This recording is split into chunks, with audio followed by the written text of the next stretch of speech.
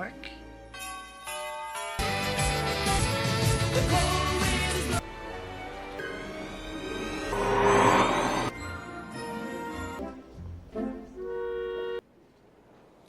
Enjoy your stay with us. Finest sweets, sir. Huge bed just for me. Jingle bell, that's the jingle bell rock.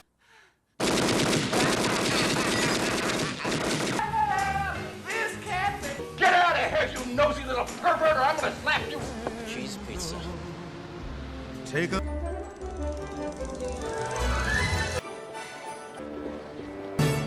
Hiya, pal.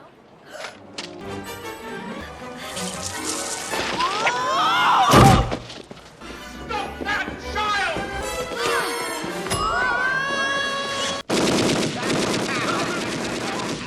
9 months in jail, thinking we had to...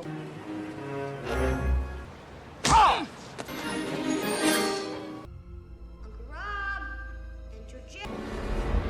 Ain't much better in here, kid.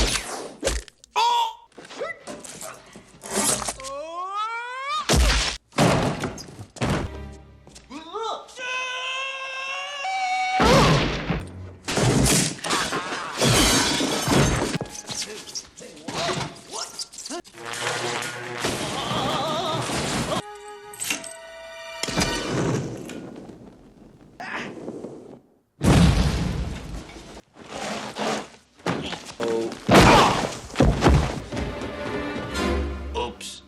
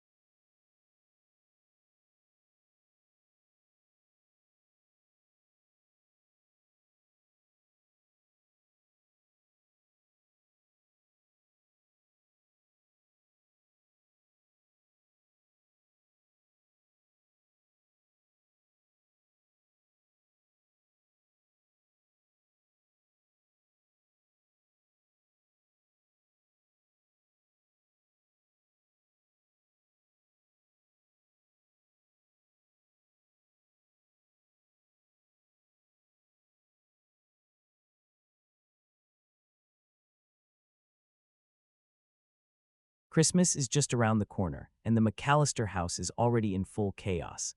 Everyone is running from room to room, packing bags, checking clothes, shouting reminders, and trying to get ready for their family vacation to Miami the next morning. But while the rest of the house is caught up in the excitement, Kevin is not exactly thrilled. To him, Miami does not sound like a real Christmas at all. He complains that there are no proper Christmas trees there, and in his mind, if there is no Christmas tree, then the whole holiday already feels wrong. Before the family leaves for the trip, they attend a Christmas school recital where Kevin and the other kids are performing.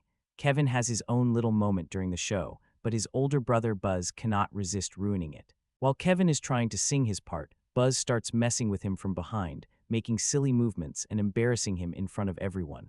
The audience starts laughing, and Kevin quickly realizes they are not laughing with him, they are laughing at him.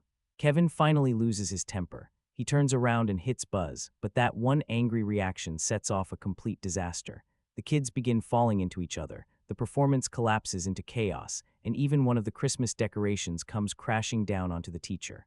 What was supposed to be a sweet holiday recital turns into a public embarrassment for the whole family. Later, back at home, Buzz gives one of those apologies that sounds polite on the outside but means absolutely nothing. The adults accept it immediately as if that magically fixes everything, but Kevin knows better. Buzz leans close and quietly threatens him, proving that the apology was only for show. Kevin refuses to play along. He will not say sorry just to make the adults comfortable. Kevin tells them he is not sorry at all. From his point of view, Buzz embarrassed him first, and Buzz deserved what happened. Then his anger spills over onto the rest of the family. He accuses them of always taking Buzz's side, always assuming Kevin is the problem, and never actually listening to him. He even says he does not care if the entire Miami vacation gets ruined. That is the final straw for everyone. Instead of trying to understand why Kevin is so upset, the family turns against him again. He is sent upstairs, and his mother, Kate, follows him. She reminds him that something like this happened during their last vacation too, as if Kevin is repeating the same mistake. Kevin fires back that on that trip, they treated him like a dog. Kate denies it and tells him Buzz already apologized, but Kevin immediately points out the obvious. Buzz did not mean a single word of it. He only apologized because Kate was watching and because it made him look innocent. Kate does not really accept Kevin's explanation. Instead, she tells him that if he wants to come downstairs, he needs to apologize to Buzz and to the rest of the family. Kevin, still hurt and furious, refuses.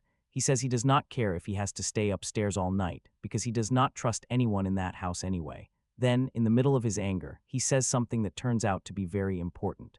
If he had his own money, he would go on vacation by himself, and it would probably be the best vacation of his life. The next morning, the McAllisters oversleep. Suddenly, the entire house explodes into panic. Everyone is rushing, dragging suitcases, grabbing coats, and trying to get to the airport before they miss the flight.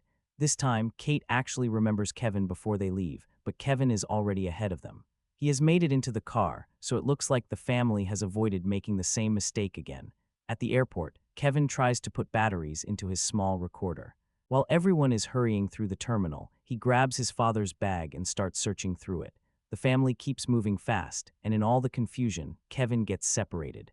He spots a man from behind who looks like his dad and follows him without realizing he is going the wrong way. That mistake leads him toward a completely different gate, where another flight is about to close. While trying to catch up, Kevin bumps into a flight attendant, and his ticket gets mixed into a pile of other papers. Somehow, in the middle of the confusion, he manages to talk his way onto the plane. He takes a seat, puts on his headphones, and completely misses the announcement saying that this flight is headed to New York. At the same time, the rest of the McAllister family rushes onto their actual flight to Miami. They are so late and stressed that nobody properly checks whether everyone is there. So, just like before, Kevin and his family end up going in completely different directions. When Kevin's plane lands, he slowly realizes he is not in Miami at all. He is in New York City. And instead of panicking, Kevin is amazed. The solo vacation he angrily wished for has somehow come true. Even better, he still has his father's bag, which means he has cash and credit cards with him. For a kid who wanted freedom, this feels like winning the lottery. Kevin takes a taxi and begins exploring the city, staring at everything with excitement. New York feels huge, bright, and full of possibilities. Meanwhile, the rest of the family arrives in Miami, collects their luggage, and then the horrible truth hits them. They have done it again. Kevin is not with them. They immediately contact airport security, and Kate and Peter are understandably terrified. But in the middle of the panic, there is also a dark little joke in the situation. Somehow this family always manages to lose their son, but never their luggage. Kevin's role in this family is actually a very clear example of what family therapy sometimes calls the identified patient. In simple words, he is treated like the black sheep, the problem child, or the scapegoat. This means one family member becomes the person everyone blames for the tension and conflict. On the surface, that person may look like the troublemaker, but often their behavior is not the real root of the problem. It is a reflection of bigger issues inside the family as a whole. So how does someone end up becoming that person? Sometimes, when a family does not know how to deal with stress, frustration, or emotional pressure, that energy gets pushed onto one member. It is a little like having a terrible day at work and then coming home and snapping at someone who did nothing wrong. In that moment, you cannot handle your emotions properly, so you release them somewhere else. Maybe it gives you temporary relief, but it usually hurts the relationship. The same kind of pattern can happen inside a family. When people do not have healthy ways to talk through conflict or manage stress, the group may unconsciously dump all that tension onto one person. That person becomes the easy target, the explanation for everything that feels wrong. That is exactly what seems to happen with the McAllisters. They often blame Kevin first without stopping to ask how everyone else contributed to the situation. During the recital, for example, the whole family focused on Kevin's reaction, but almost nobody cared that Buzz provoked him first. Buzz's apology was clearly fake, but the adults accepted it because it was convenient. Kevin's side of the story did not matter much. Later, Kate also falls into the same pattern. She quickly treats Kevin like the main problem instead of recognizing that he was hurt, embarrassed, and ignored. To be fair, planning a huge family vacation is exhausting, and Kate is probably carrying most of that pressure herself. With so many kids, relatives, bags, tickets, and schedules to manage, it makes sense that she is overwhelmed. But even if her stress is understandable, the way the family handles Kevin shows a much deeper problem than one child simply misbehaving. That pressure, though, keeps landing on Kevin more than anyone else. And yes, Kevin is not always easy. He talks back, he gets sarcastic, and he can be stubborn when he feels cornered. But that attitude is not coming from nowhere. A lot of it feels like armor. It is the way a kid protects himself when he believes no one in the house is really on his side. His sharp little comments are not just random disrespect. They come from a child who feels unheard, unsupported, and constantly blamed before anyone even asks what happened. Now, while his family is panicking elsewhere, Kevin is living the kind of freedom most kids can only dream about. He wanders through New York, taking in the city like it belongs to him. He sees the Statue of Liberty from a distance, snaps pictures, walks through Central Park, and tries to act like a confident little tourist. But then he spots a mysterious woman covered in pigeons, and all that confidence disappears instantly. She terrifies him, and Kevin runs away as fast as he can. At the same time, trouble is arriving in New York from a completely different direction. Harry and Marv, the two burglars Kevin dealt with before, have escaped from prison. They make their way into the city in the most disgusting way possible, hiding inside the back of a fish truck. They are cold, filthy, broke, and desperate to find shelter, but more than anything, they are looking for their next chance to make money. Kevin, meanwhile, decides that if he is going to be alone in New York, he might as well do it properly. So he heads straight for the Plaza Hotel, one of the fanciest places in the city. On his way inside, he even bumps into Donald Trump, who gives him directions toward the lobby. But there is one obvious problem. Kevin is still just a kid. No luxury hotel is going to let a child walk in and book a room by himself. Luckily for Kevin, he has a trick ready. He uses his recorder to manipulate his voice and make it sound like an adult is speaking. Pretending to be his father, he manages to arrange a reservation and gets himself a beautiful room in the hotel. For a moment, it feels like Kevin has pulled off the perfect crime without hurting anyone, but not everyone is convinced. Hector, the hotel concierge, immediately becomes suspicious. He does not like the idea of a child staying there alone, and he keeps watching Kevin closely. Kevin, however, is too busy enjoying every second of his new life. He gets fancy clothes, swims in the hotel pool, orders room service, and sits in bed with an enormous ice cream sundae like he has officially become the king of Christmas. While relaxing in his room, Kevin watches one of his favorite old gangster movies. In the scene, a tough gangster confronts his partner for betraying him, delivers the famous line, "Merry Christmas, you filthy animal, and a Happy New Year," and then shoots him. Kevin clearly loves the drama of it, but that movie soon becomes more than entertainment. It becomes one of his best weapons. Later, Hector suddenly barges into Kevin's room, trying to figure out what is really going on. Kevin reacts quickly and uses his recorder again, making it sound like his father is inside the room and angry about being disturbed. Hector immediately backs off, fooled by the fake adult voice. Kevin has once again used a simple little gadget to outsmart the grown-ups around him. That night, after all the fun slows down, Kevin has a quiet moment. He looks at a family photo and stares out of the hotel window. Even though he is enjoying his freedom, he still thinks about his mother. Softly, he wishes her good night from New York. Far away in Miami, Kate does the same, almost as if they can feel each other across the distance. The next morning, Kevin continues his dream vacation in full style. He gets into a limousine with his favorite cheese pizza and asks the driver to take him to a toy store. Not just any toy store, either. He arrives at Duncan's Toy Chest, a huge, magical-looking shop filled with Christmas decorations, toys, lights, and everything a kid could possibly want. But Kevin's perfect little setup starts getting complicated. His father's credit card has now been reported stolen because the family and authorities are trying to track him down.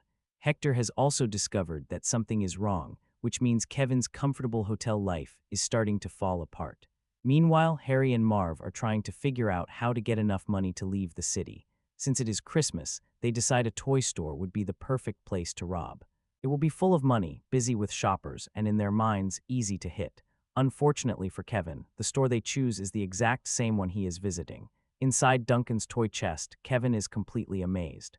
He walks through the aisles surrounded by colorful toys, decorations, and displays. Enjoying the place like it is a Christmas dream. He picks out a gift and pays for it with cash, avoiding the credit card problem for now. While checking out, he speaks with the store owner, Mr. Duncan. Mr. Duncan tells Kevin that the money the store makes during Christmas is going to be donated to a children's hospital. Kevin is genuinely touched by that. He sees that this is not just a toy shop trying to make holiday profits. It is doing something kind for children who need help. Feeling generous, Kevin gives extra money and casually says that he is rich. Mr. Duncan is moved by Kevin's gesture. As a thank you, he gives Kevin 2 small turtle dove ornaments. He tells him to keep one and give the other to someone very special. The birds, he explains, represent love and friendship. As long as both people keep their turtle doves, they will remain connected as friends. When Kevin leaves the store, his peaceful moment ends almost immediately. Harry and Marv spot him outside, and they cannot believe their luck.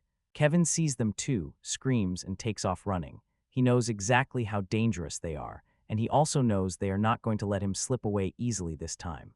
Thinking fast, Kevin stops at a street vendor and buys a pearl necklace. Then he breaks it apart and scatters the beads across the ground. When Harry and Marv chase after him, they step right into the trap, slipping and tumbling because of the loose pearls.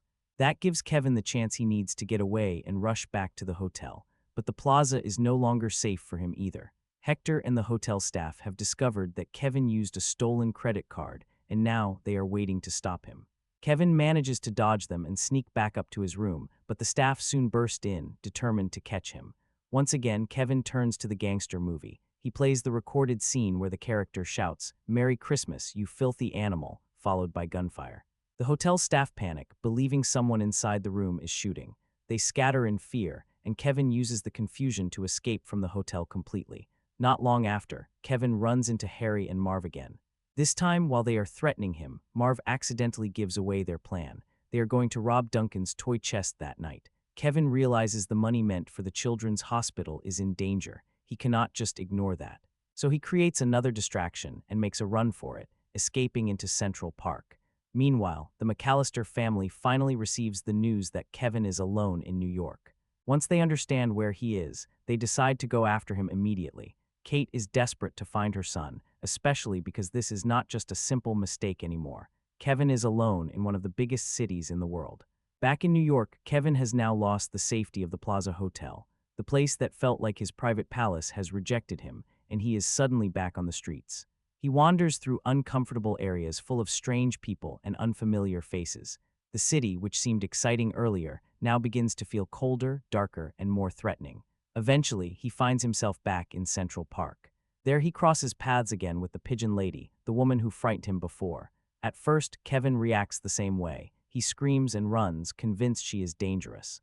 But after a moment, he starts to understand that she is not trying to hurt him. In fact, she was only trying to help. Kevin returns to her and apologizes. He tells her that if he is bothering her, he can leave. But she gently tells him that he is not bothering her at all. That simple response surprises Kevin more than she probably realizes. For once, someone is not treating him like a problem, a burden, or an inconvenience. Someone is actually willing to let him stay. Kevin then invites her to have hot chocolate with him. She takes him to a hidden spot above a theater where they can sit quietly while beautiful music rises from below. It is warm, peaceful, and almost magical, a secret place away from the noise of the city. Kevin asks if she ever brings her friends there, but she admits that she does not really have any friends. She explains that most people do not notice her. They pass by, avoid looking at her, or treat her like she is invisible. In a way, she feels like the pigeons she spends time with, always around but rarely truly seen. Kevin listens carefully, and her words clearly connect with him. He admits that he sometimes feels the same way in his own family, like the pigeon of the house. Maybe because he is the youngest, or maybe because everyone has already decided what role he is supposed to play. The pigeon lady tells him that everyone, in one way or another, is fighting to be seen and heard. Kevin thinks about that and says that in his case, people do notice him, but usually only when they want to punish him. The pigeon lady opens up to Kevin, revealing a story of heartbreak and loss. She tells him she once had a family and a man she loved, but he betrayed her, leaving deep wounds. Since then, every time she felt she could love or trust again, fear drove her away. She explains that trusting someone can be risky. People sometimes forget you when problems arise. Kevin offers a thoughtful perspective. Perhaps they did not mean to forget her. Sometimes, forgetting just happens without intention. She admits that she is scared of opening her heart again. Kevin listens, nodding in understanding. He shares a story of his own. A pair of ice skates he treasured but never wore, fearing they might break. In the end, they became useless because he waited too long. The pigeon lady counters that hearts are not like ice skates, but Kevin insists there is a similarity. If you never take a chance, even something intact can stop working. You have to take the risk, he says. Kevin reminds her that despite her past hurts, her heart is still capable of kindness. Proof lies in how she helped him. He gently encourages her to engage with others and even suggests small steps, like wearing clean clothes, which makes her laugh. Kevin reflects on himself too, admitting that while he enjoys his independence, it isn't the same as being with his family. Even with their flaws, being with them feels better than being alone. He confesses that his presence on the streets of New York is partly because he feels he did something wrong. The pigeon lady reassures him that one good deed can cancel out a misstep, and she tells him to follow the star in his heart to help someone else. Her advice extends beyond children. It reminds adults to listen carefully to kids, whose simple, direct observations often carry a clarity and wisdom adults overlook.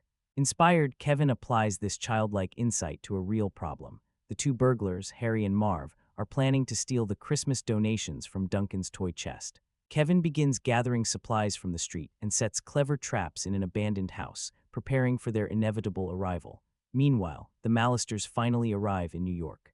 They confront the Plaza Hotel staff for allowing Kevin to check in alone and then split up to search the city. Kate ventures out, determined to find her son amidst the vast urban landscape. Harry and Marv wait until the toy store closes, sneak in, and start loading cash from the register.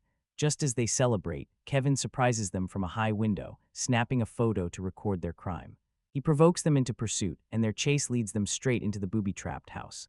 Marv suffers one misadventure after another. Bricks hit him, staple gunshots pepper him, he falls through holes, slips on paint, and is electrocuted briefly while washing off the mess.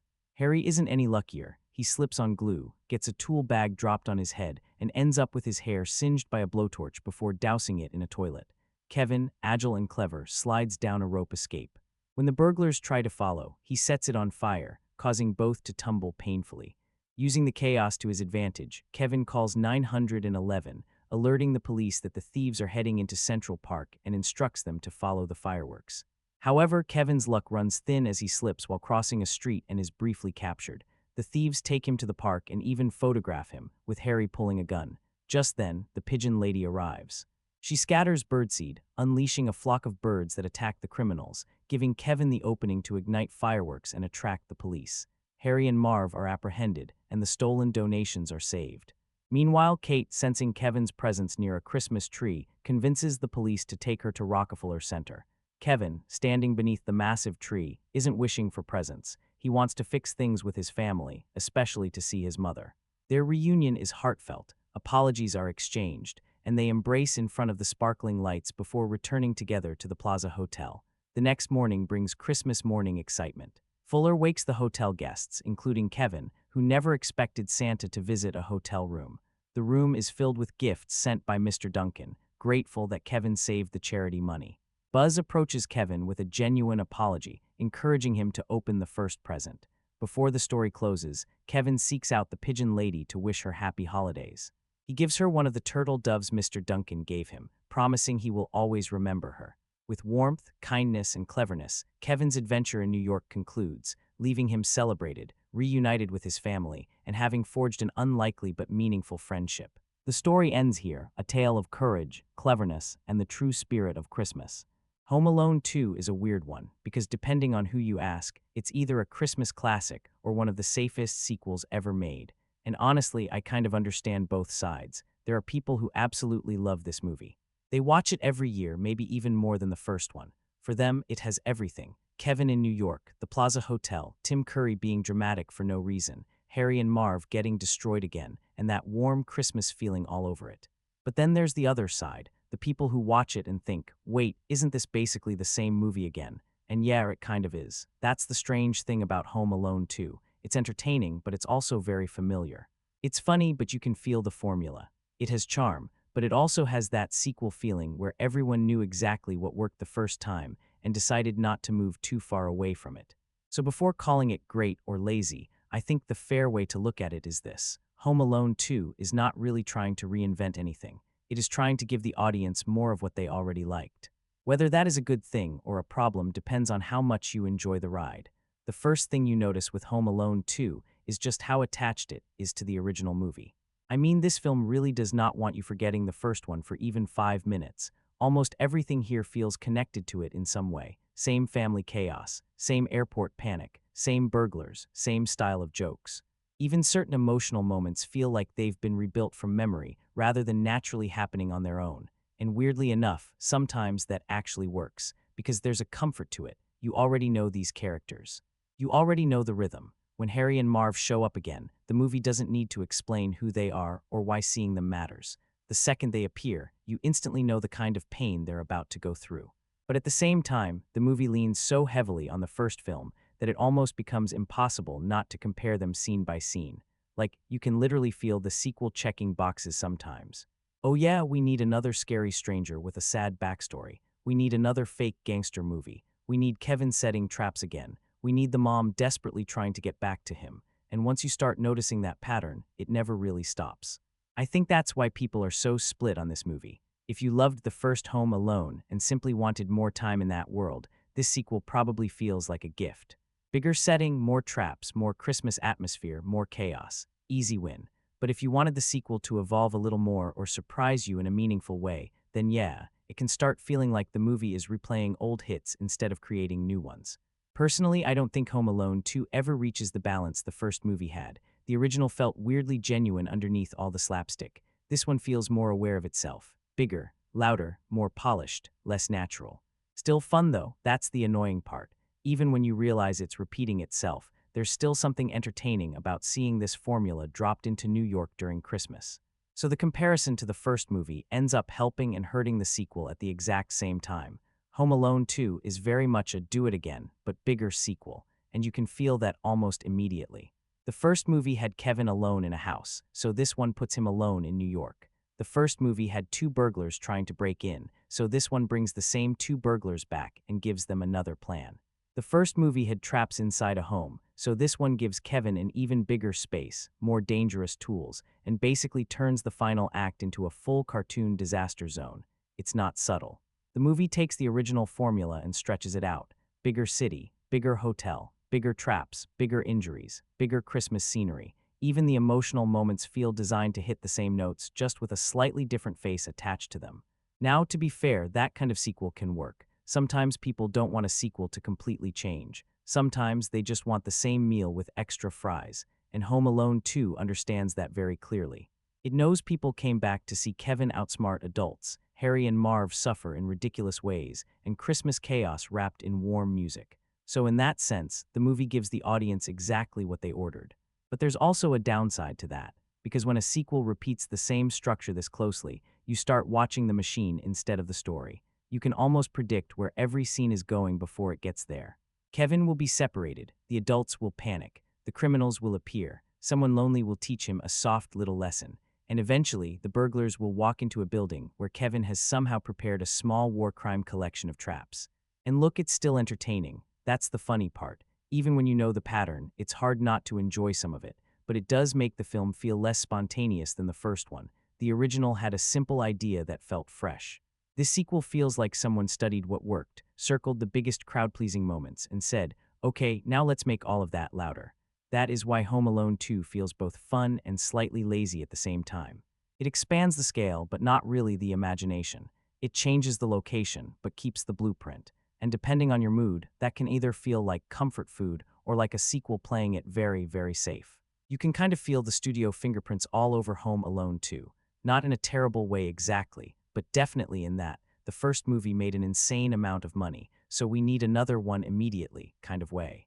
The whole film has that energy. It doesn't really feel like somebody sat down with this amazing new Kevin McAllister story they desperately wanted to tell. It feels more like Hollywood looked at a giant pile of box office cash and said, all right, don't change too much.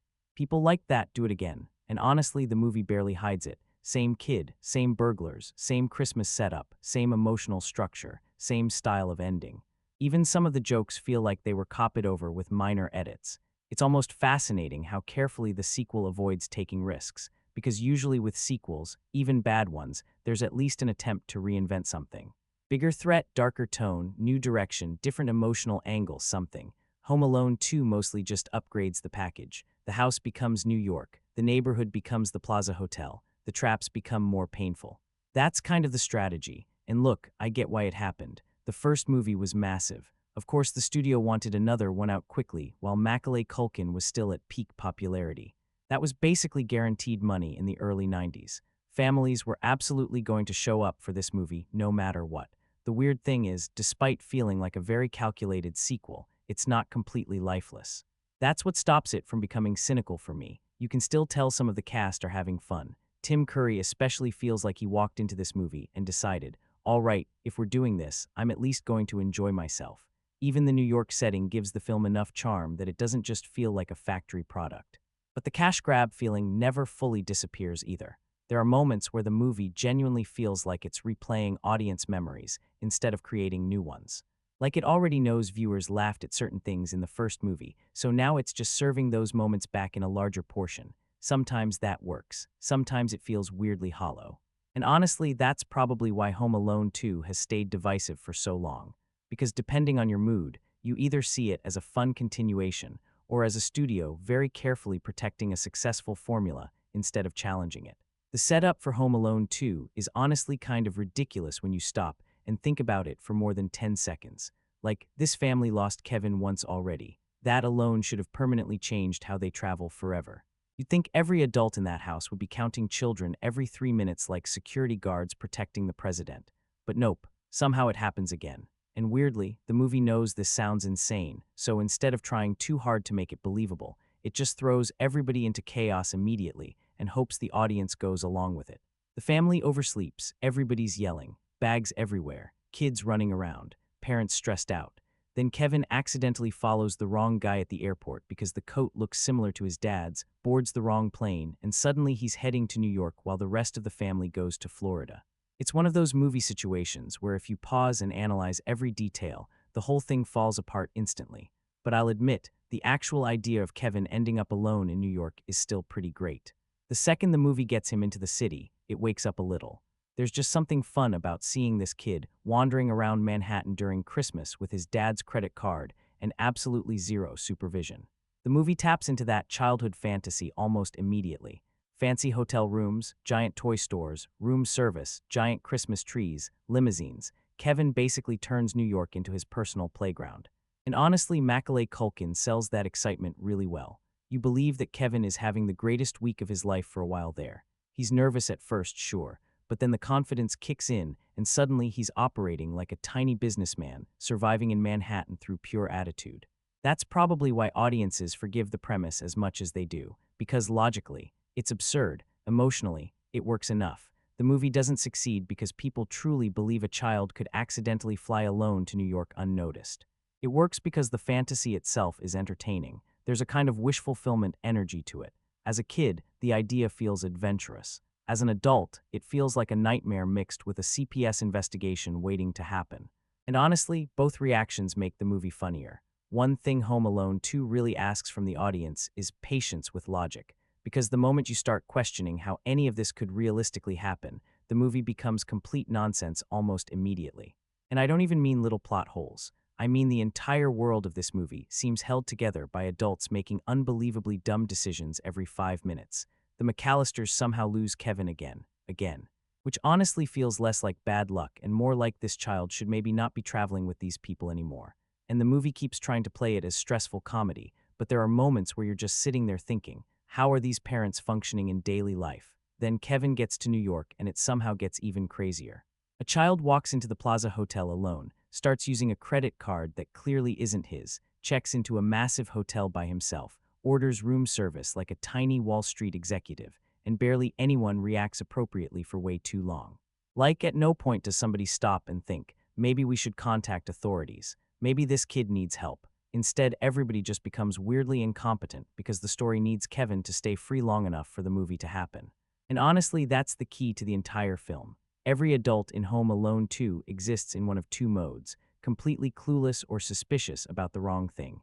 The hotel staff suspects Kevin of fraud before they suspect he's an abandoned child. The family spends half the movie panicking after already proving they're terrible at keeping track of him. Police are basically useless. Airport security apparently does not exist in this universe. And Harry and Marv just happen to arrive in New York at the exact same time Kevin does because, well, the script said so. It's all incredibly convenient, but here's the weird part. The movie sort of survives anyway because it moves fast enough and stays playful enough that you don't always stop to think about it while watching. The second you pause, though, everything collapses, especially the trap scenes.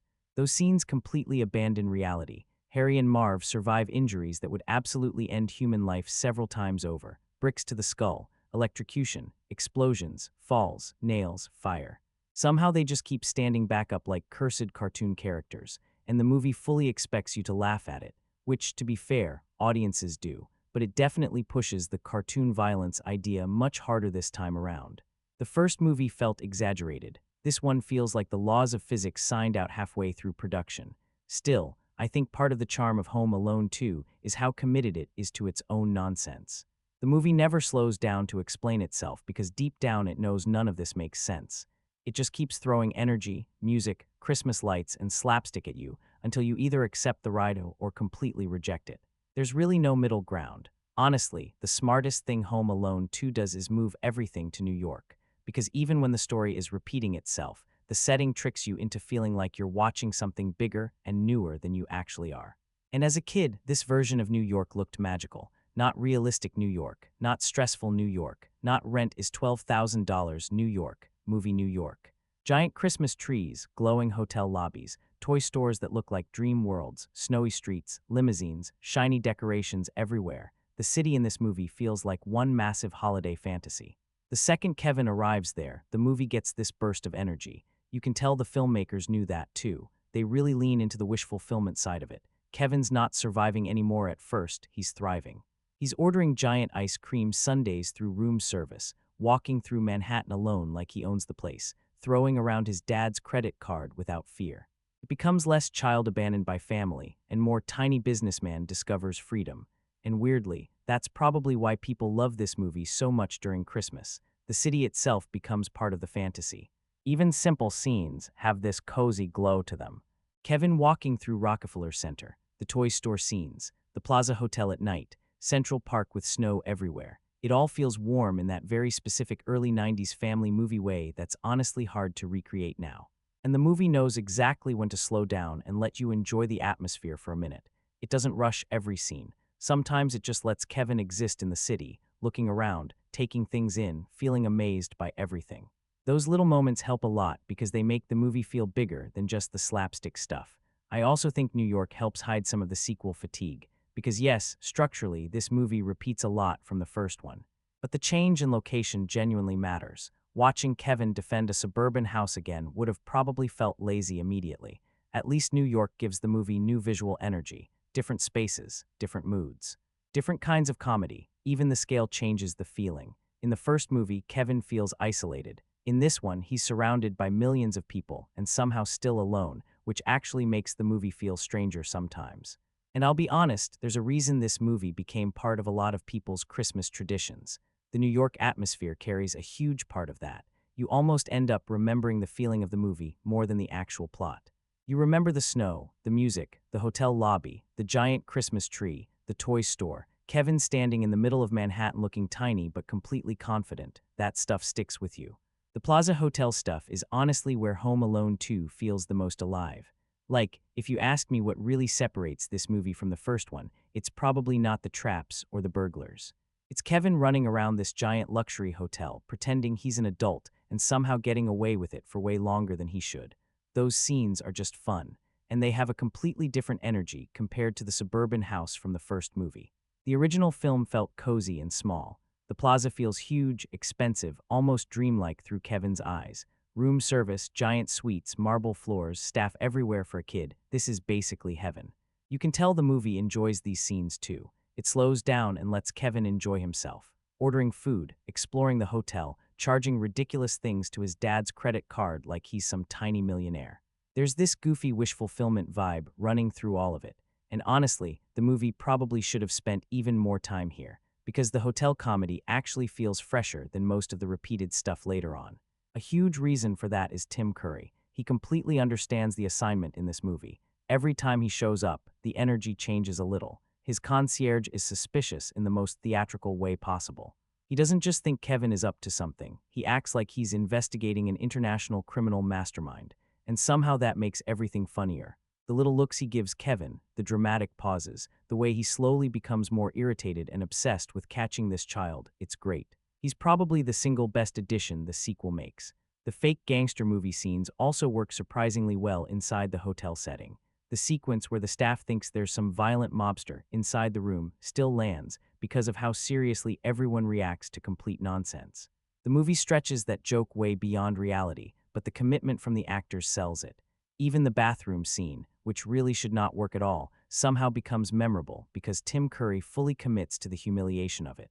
That's the thing with the plaza section of the movie. It's ridiculous, but confidently ridiculous. And honestly, part of me wishes the movie stayed focused on this longer, instead of eventually drifting back into the Kevin builds death traps for burglars formula again. There's almost another version of Home Alone 2 hidden in here somewhere. One where Kevin has to constantly outsmart suspicious hotel employees while secretly surviving alone in New York. That actually feels kind of unique. Because once Harry and Marv fully come back into the story, the movie starts falling into familiar rhythms again. But the plaza scenes, those have their own identity. That's where the sequel stops feeling like a copy for a little while and becomes its own weird holiday fantasy. I really think the hotel staff are a huge reason Home Alone 2 stays entertaining, even when the story starts recycling itself. Because without them, the movie probably becomes way too dependent on just repeating Harry and Marv getting injured again. Tim Curry especially carries so much of the middle section of this film. And the funny thing is, he's playing the role with way more intensity than the movie probably even needs. This man is investigating Kevin like he's uncovering political corruption. Every scene with Curry has this extra level of drama to it, the suspicious staring, the fake politeness, the slow realization that something about this kid is off. He turns a basic, hotel employee gets annoyed at child, subplot into something weirdly memorable just because of how committed he is. And what makes it work is that he never acts like the movie is beneath him. He treats every ridiculous moment completely seriously, which somehow makes it even funnier. The bathroom scene is probably the best example. On paper, that whole sequence is absurd. It should completely fall apart. But Curry sells the humiliation so hard that the scene somehow becomes iconic instead of embarrassing. You can also tell the movie understands how funny his reactions are because it keeps cutting back to him, slowly losing patience with Kevin's nonsense. Then you've got Rob Schneider, who honestly feels like he wandered in from a completely different comedy and somehow fits perfectly anyway. He doesn't have a massive role, but the tip-running gag actually becomes one of those little things people remember from the movie. He brings this slimy but harmless energy that works well inside the hotel environment. Dana Ivey is underrated too. She plays the strict front desk authority figure in such a dry, irritated way that every interaction feels like Kevin is one minor inconvenience away from causing the entire hotel staff to collectively snap. There's this constant tension in the plaza scenes where the adults know something weird is happening. They're just never smart enough to fully figure it out in time.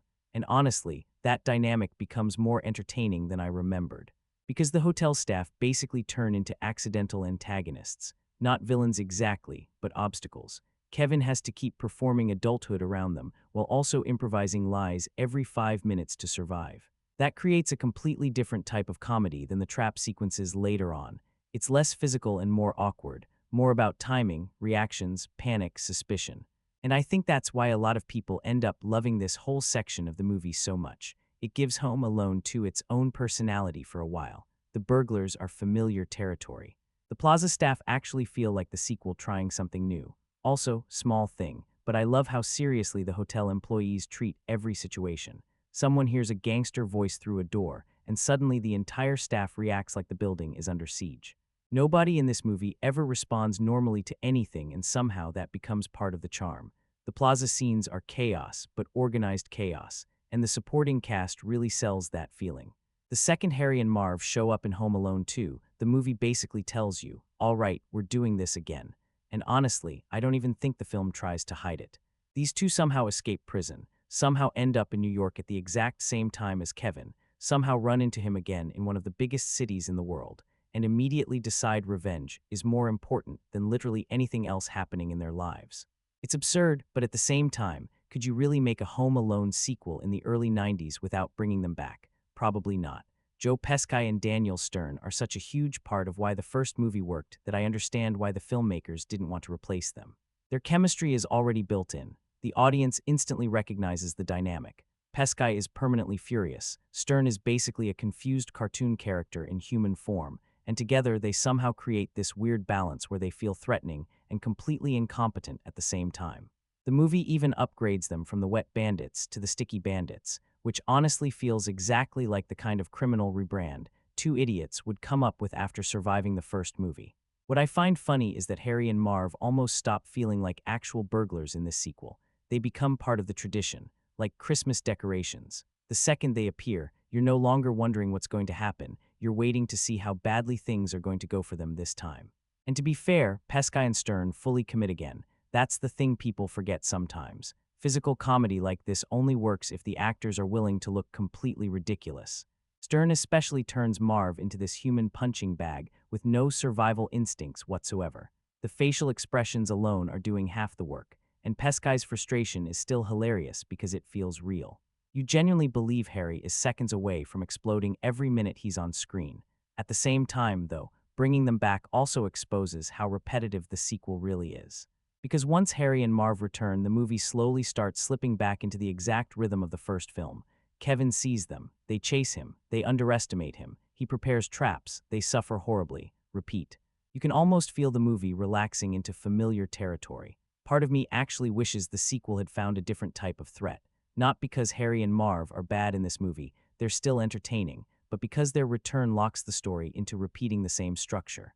The film introduces all these cool New York ideas, and then eventually circles back to Kevin tortures these two men for 20 straight minutes.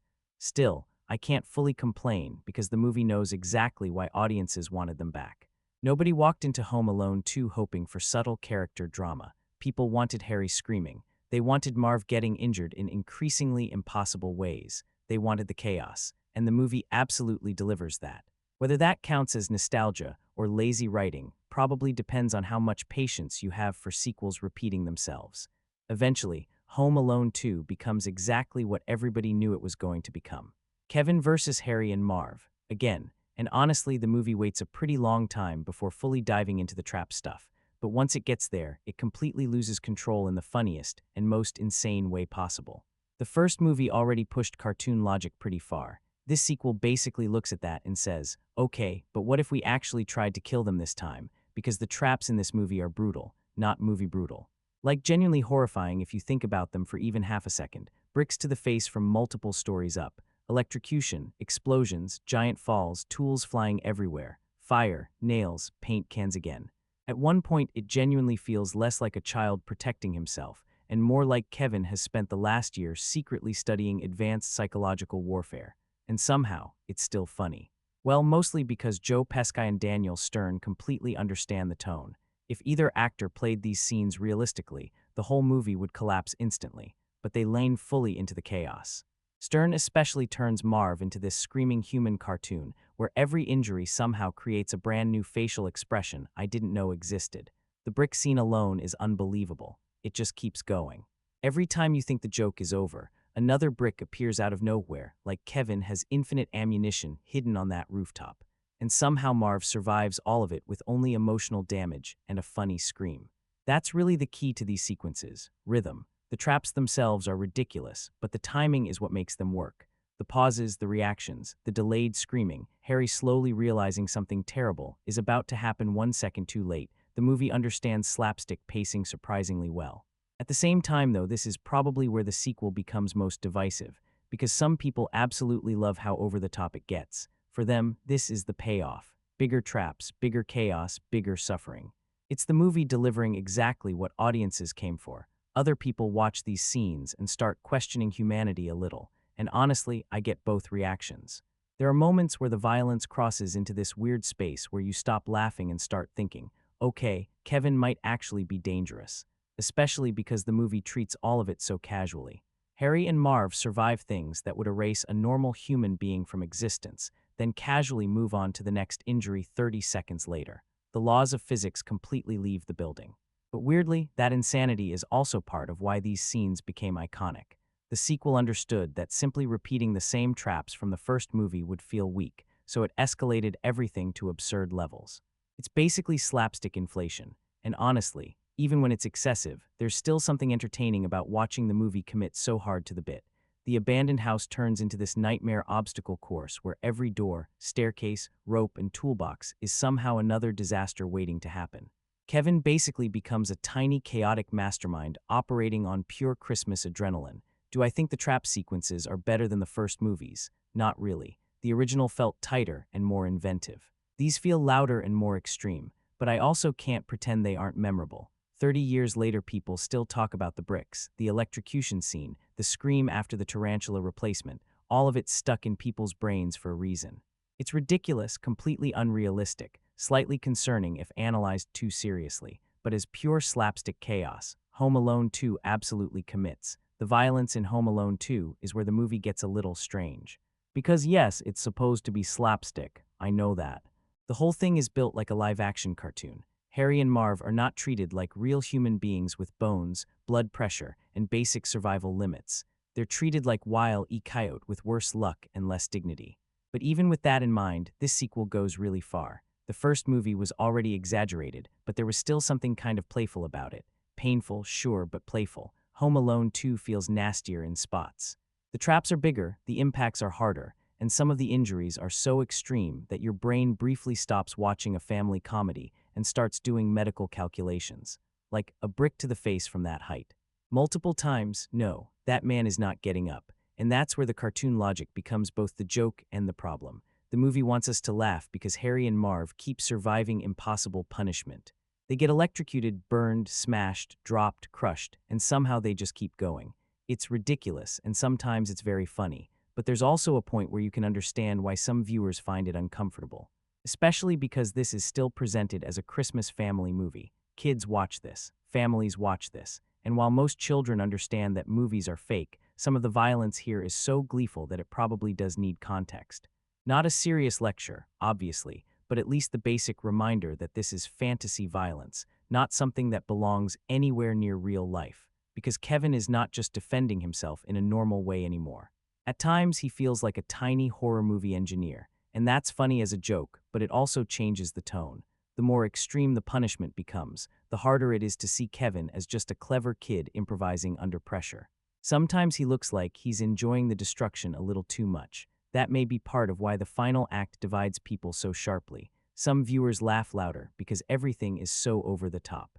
Others start pulling back because it stops feeling like harmless slapstick and starts feeling weirdly cruel. I'm somewhere in the middle. I still laugh at parts of it. The timing is too good not to. Pesky and Stern sell every injury with ridiculous commitment, and the movie knows exactly how to build a slapstick rhythm.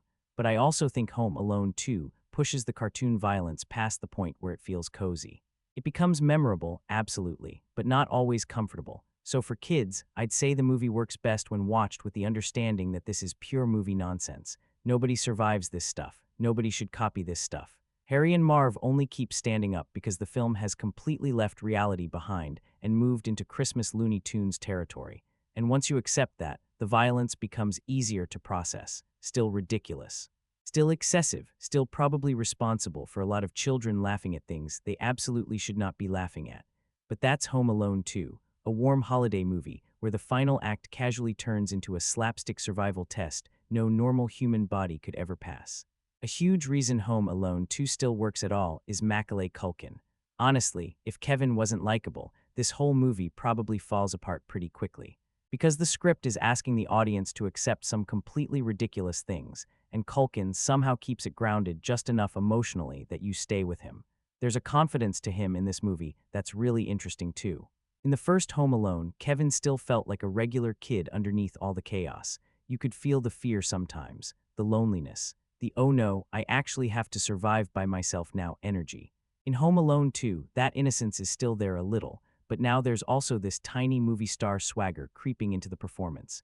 And honestly, it kind of changes the character. This Kevin feels more aware of how smart he is. More sarcastic, more comfortable controlling situations. At times, he almost feels like he's enjoying outsmarting adults a little too much. The confidence is entertaining, but it also makes him slightly less vulnerable than before. Still, Culkin has this natural screen presence that's hard to fake.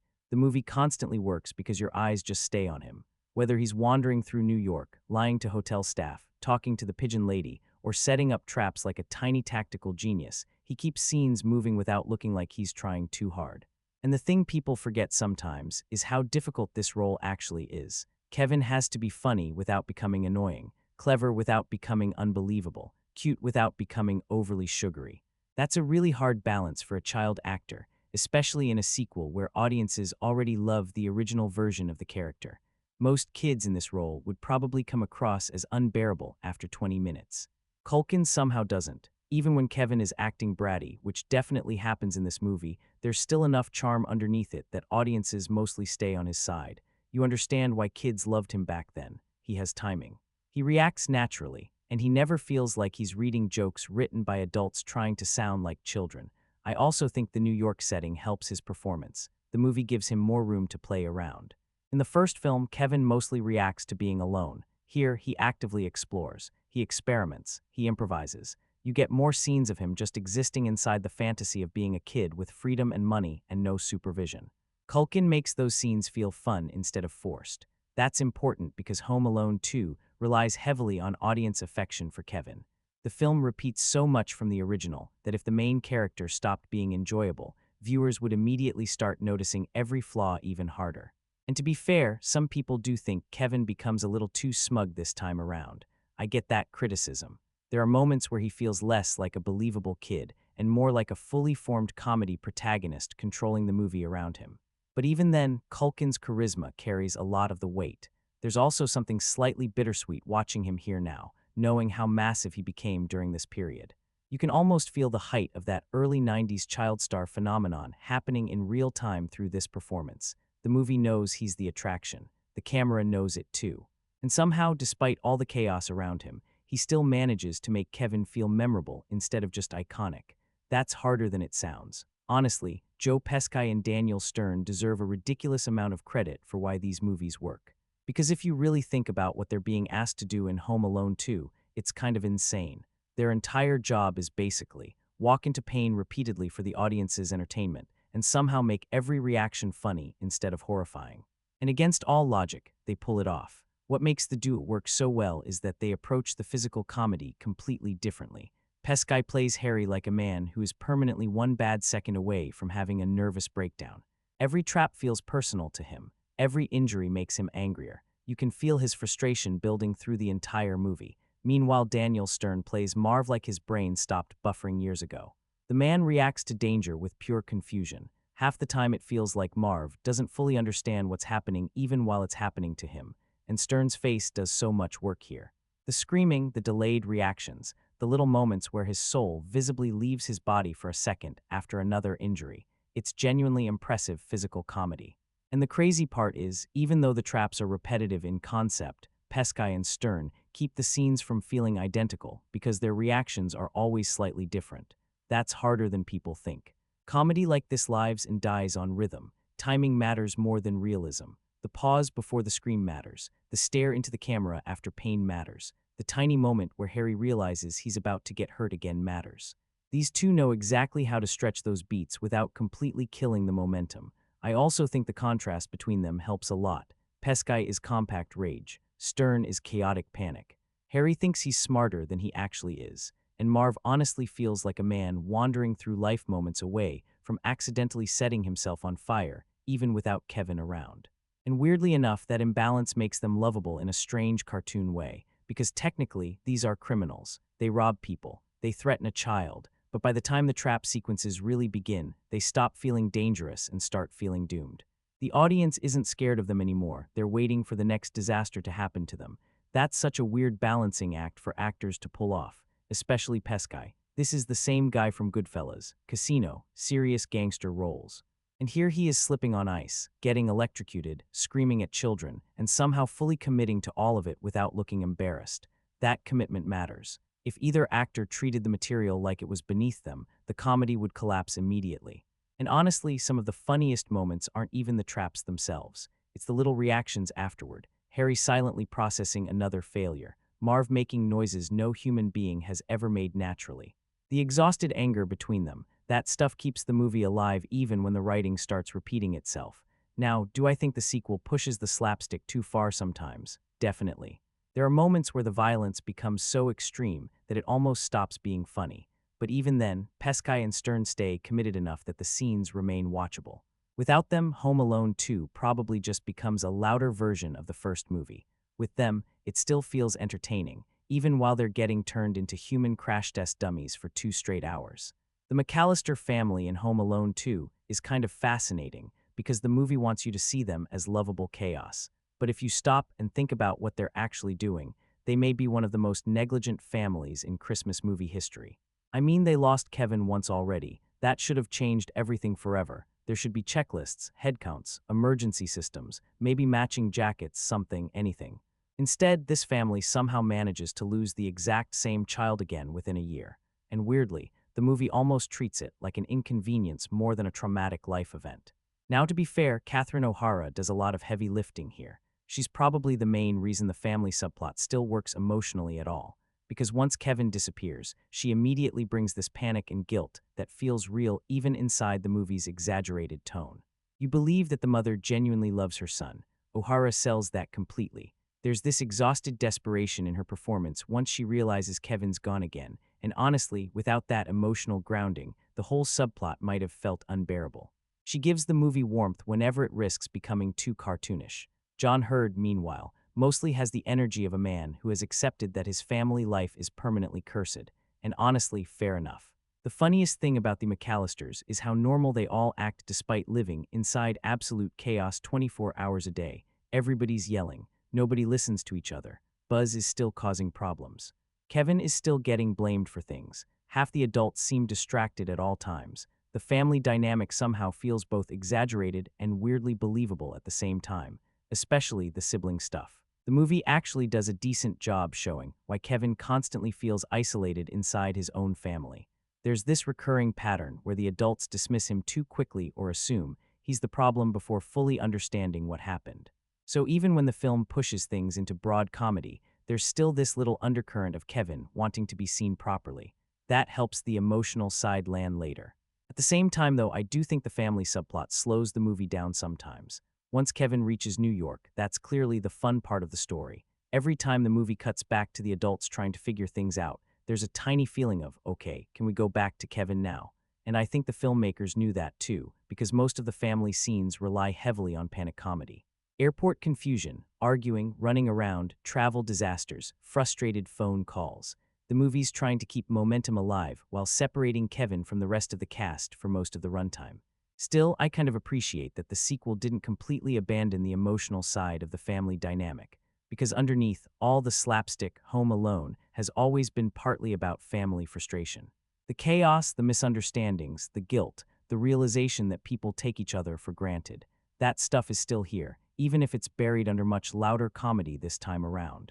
And honestly, the funniest accidental running joke in the entire franchise might be that nobody in the McAllister family seems remotely qualified to supervise children. At a certain point, you stop asking how Kevin keeps getting lost and start asking how these people are legally allowed near airports. Brenda Fricker's Pigeon Lady is one of those parts of Home Alone 2 that feels very obviously designed to replace something from the first movie. You can see the formula right away. In the original, Kevin is afraid of the old neighbor, then slowly realizes he's not dangerous, he's just lonely. In this one, Kevin is afraid of the woman in Central Park surrounded by pigeons, then slowly realizes she's not dangerous either. She's hurt, isolated, and basically hiding from the world. So yes, structurally, it's familiar, but I still think Brenda Fricker makes it work better than it probably should. There's a sadness in her performance that cuts through the movie's louder comedy. She doesn't feel like a cartoon character in the same way many of the adults do. She's quiet, careful, a little broken. And when Kevin finally talks to her, the film briefly stops trying to be bigger than the first movie and just becomes a small conversation between two lonely people. That's when the character works. Because Kevin is surrounded by New York, surrounded by lights, noise, luxury, and crowds, but he's still alone. The Pigeon Lady gives that loneliness a human face. She's what happens when being alone is no longer an adventure. It's just your life. And that's a pretty heavy idea for a movie where two burglars later get nearly murdered by household objects. Her scenes also give Kevin a softer side again. For most of the movie, he's confident, sarcastic, and weirdly capable, but around her, he actually listens. He asks questions. He gives advice in that very Kevin way where he sounds like a child and a tiny therapist at the same time. Is it sentimental? Absolutely. The movie is not subtle about it. It wants you to feel something, and you can see the strings a little. But Fricker's performance keeps it from feeling completely fake. She brings enough gentleness to the role that even when the writing is doing a familiar, lonely outsider teaches the hero a lesson thing, the emotion still lands. I also like that she doesn't magically become a different person after one conversation. She's still sad, still guarded, still someone who's been hurt. The movie keeps it simple, but there's enough there to make her memorable. And honestly, the Central Park setting helps too. It gives her scenes a slightly colder, quieter feeling compared to the bright Plaza Hotel and toy store sections. Whenever the film goes to her, the energy changes. Everything slows down. The comedy pulls back. The movie remembers, just for a little while, that Christmas stories need a bit of ache underneath the warmth. That's why The Pigeon Lady works for me, even if she is clearly part of the sequel's repeat the first film blueprint. She may not be as fresh as the old neighbor from the original, but Brenda Fricker gives her enough heart that she becomes more than just a recycled emotional device. In a movie full of noise, she brings stillness. And sometimes that stillness is exactly what Home Alone 2 needs. Underneath all the screaming, falling bricks, electrocutions, and cartoon chaos, Home Alone 2 is still trying really hard to be emotional. And honestly, sometimes it catches you off guard with it. The friendship between Kevin and the Pigeon Lady is where the movie slows down and remembers that being home alone is supposed to mean more than just setting traps for burglars. There's loneliness underneath all the comedy. The film doesn't always focus on it, but it's there. Kevin spends most of the movie acting confident. He's running around New York ordering room service, outsmarting adults, surviving on his own like this tiny independent genius. But whenever he talks to the Pigeon Lady, that confidence softens a bit, because deep down, Kevin is still just a kid who misses his family, and she's someone who stopped trusting people a long time ago. I think that's why their scenes connect with people. They're both lonely in completely different ways. Kevin's loneliness feels temporary, hers feels permanent. The movie quietly contrasts those two things without making a huge speech about it. There's also something very sincere about the way trust is handled between them.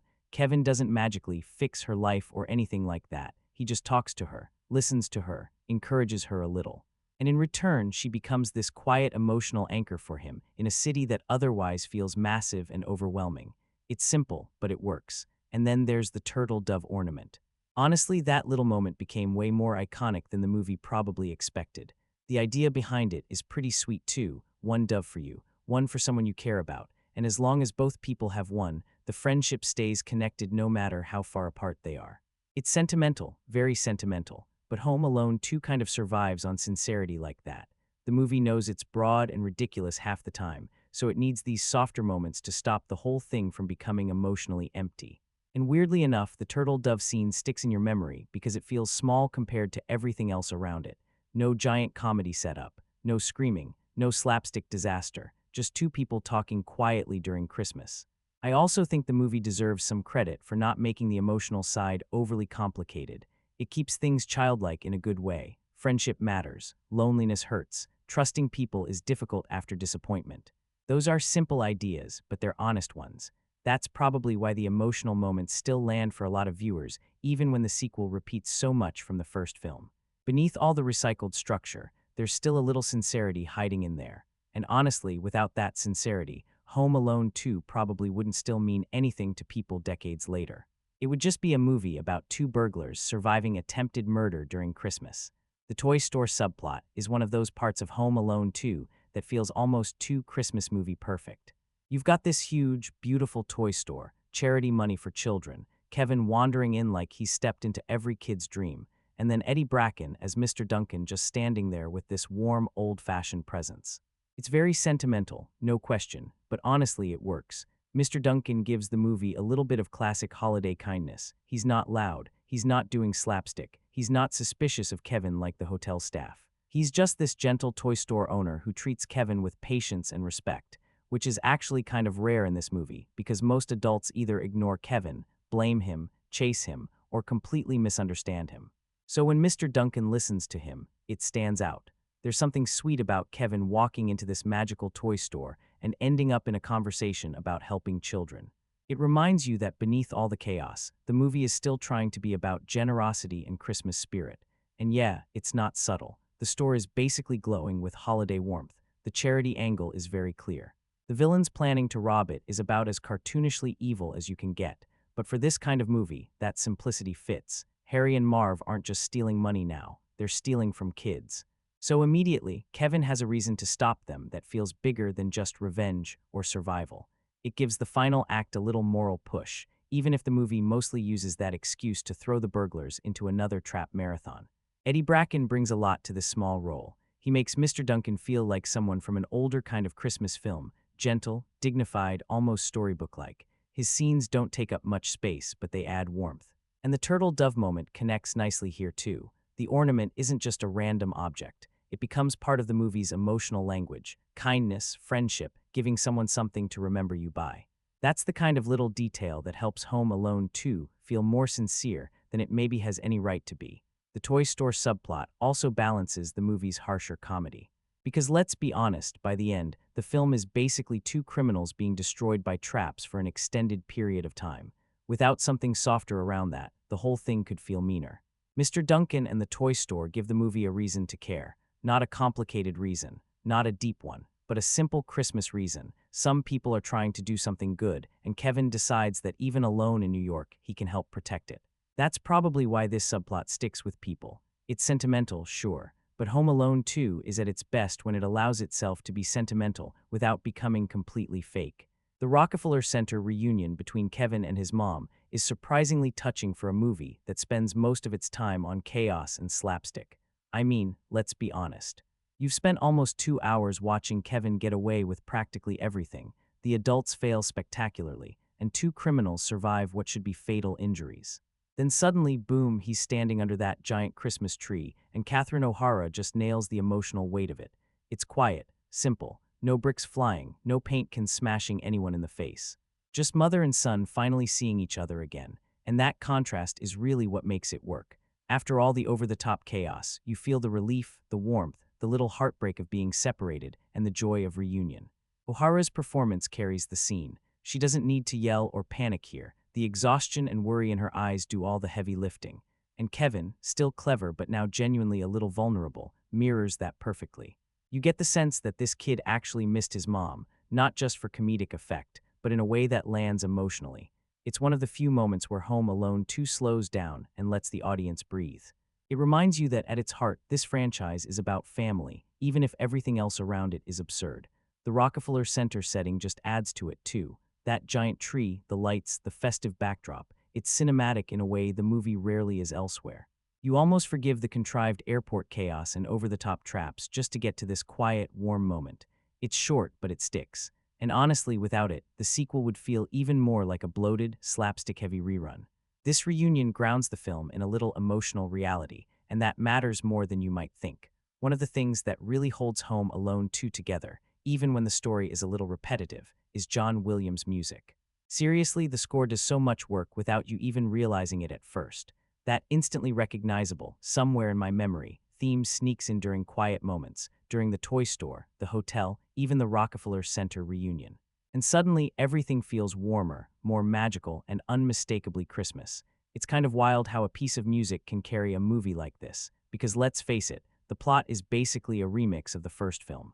But the score gives it personality. It smooths over the crazy slapstick, the ridiculous traps, the improbable coincidences, and makes the whole thing feel like a holiday event rather than just a sequence of gags. And the Christmas atmosphere in general, that's not just music. The snow-covered streets, the lights in New York, the glimmering lobby of the plaza, the giant tree at Rockefeller Center, it all looks like a postcard come to life. The movie leans into that. Every frame is basically saying, "Welcome to Christmas in the Big Apple." The combination of visuals and Williams' music actually does something pretty impressive. It makes a sequel that's largely familiar still feel festive and alive. You're watching Kevin do his usual chaos, and yet it still feels like the holidays. You almost forgive the fact that you've seen a lot of this before. Even the small moments, a quiet toy store, Kevin walking through Central Park, the pigeon lady's interaction, the music turns them into mini magical moments. You start associating these scenes with a feeling, not just the gag or plot. It's subtle, but it works. The music and the Christmas atmosphere are the glue. Without them, the movie would probably feel like just a noisy, overlong copy of the first film. With them, it actually feels like a seasonal tradition, even 30 years later. It's the kind of soundtrack and scenery that makes you want to watch this movie again around December.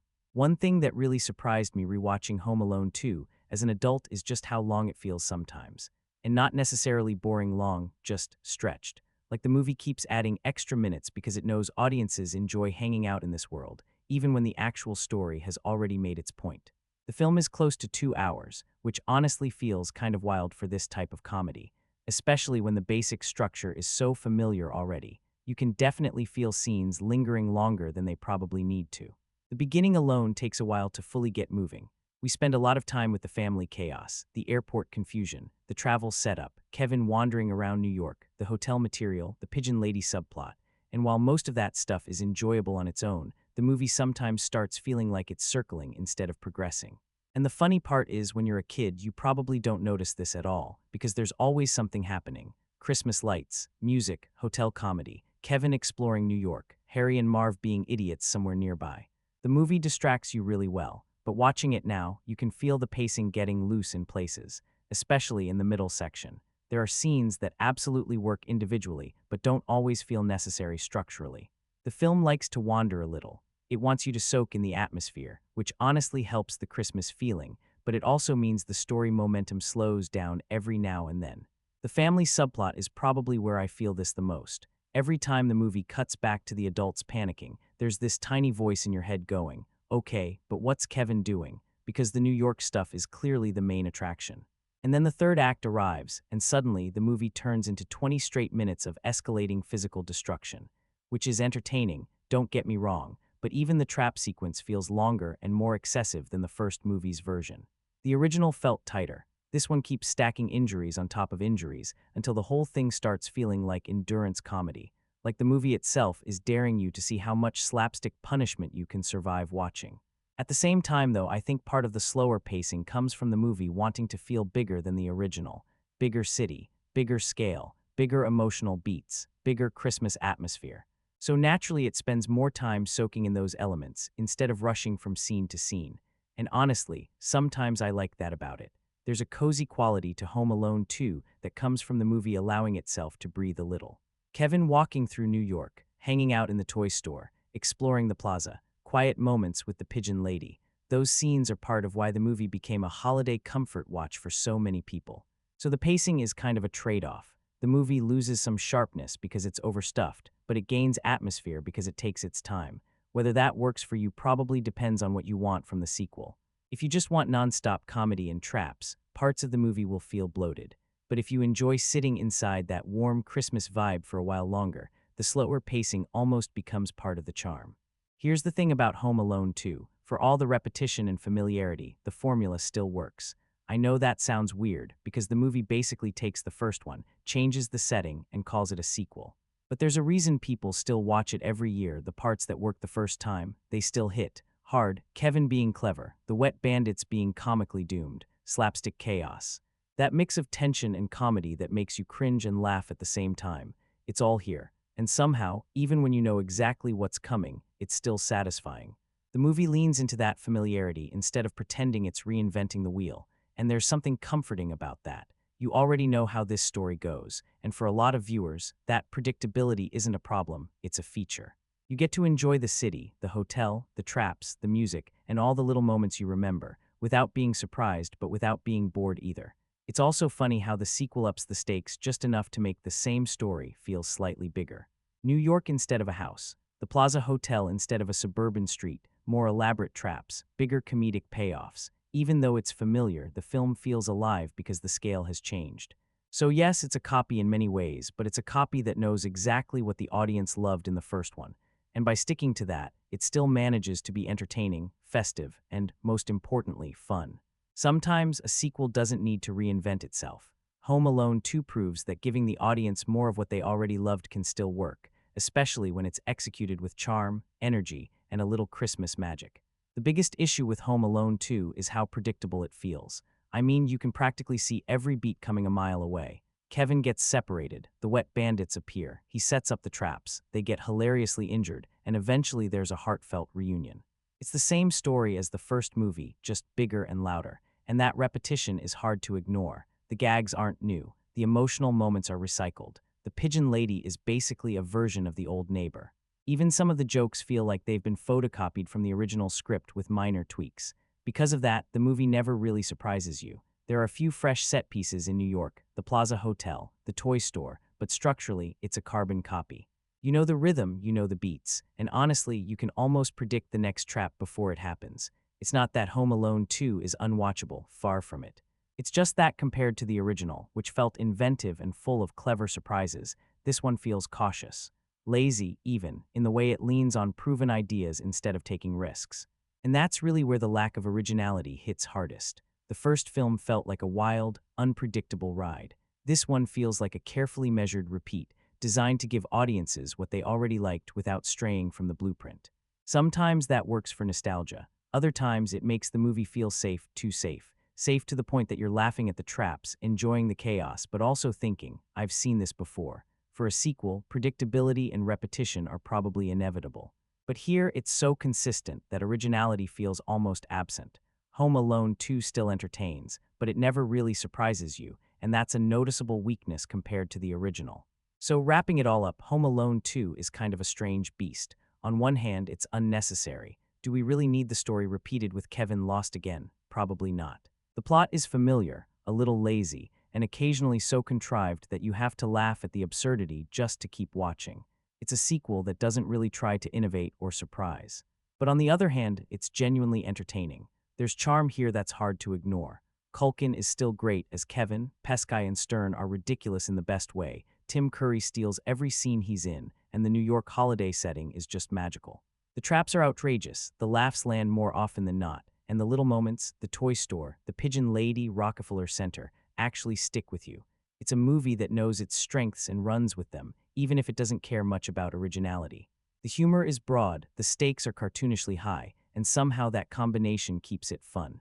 You might roll your eyes at the predictability or the stretched runtime, but you'll probably be smiling through it anyway. So yeah, it's lazy in parts. It's clearly a commercial sequel, but it's also a festive, funny, and oddly heartwarming ride. Not a classic like the first movie, but still a sequel worth revisiting around Christmas, especially if you're in the mood for chaos, clever pranks, and that unmistakable holiday energy. In short, unnecessary, yes, but still undeniably enjoyable.